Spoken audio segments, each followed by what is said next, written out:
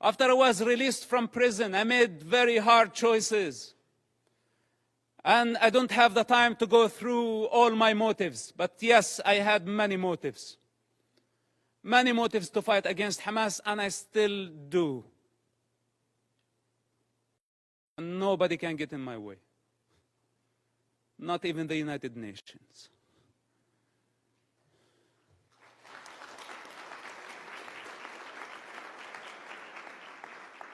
So the choices I made were against any rational mind.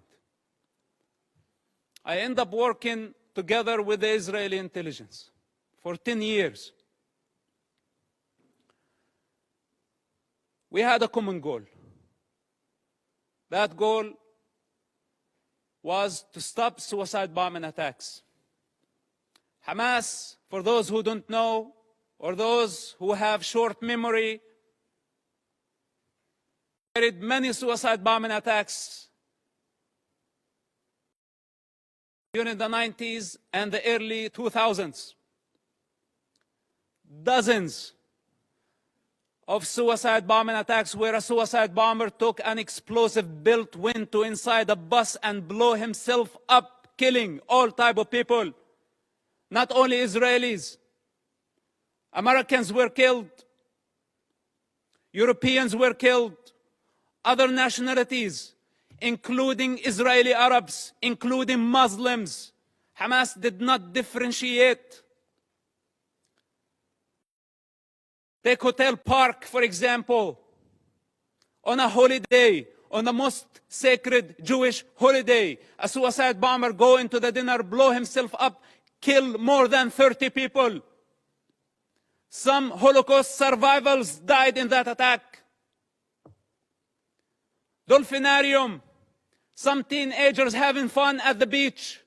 Hamas suicide bomber killed about 18 and wounded dozens.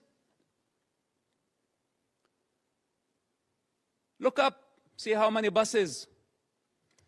It did not stop there.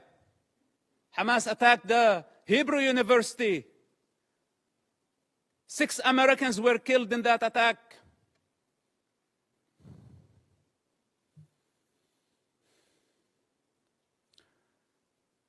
They targeted synagogues. They targeted everywhere. Knowing the Israeli retaliation, they invite violence. They love violence. Hamas, without chaos, cannot survive. It's their climate. This is where they thrive. When the peace process came, if you follow the history of Hamas and their development or their evolution, whatever you want to call it, Hamas, what sabotaged the peace process through suicide bombing attacks.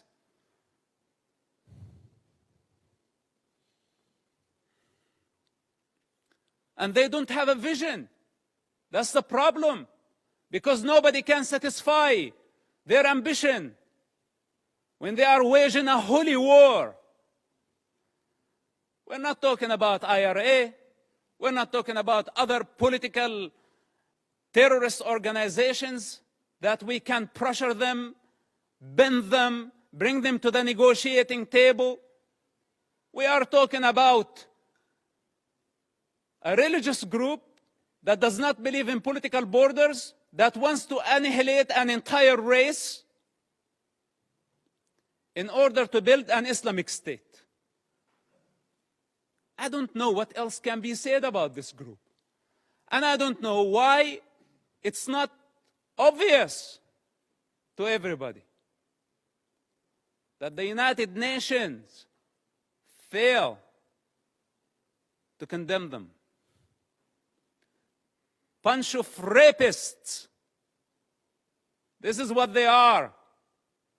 Lower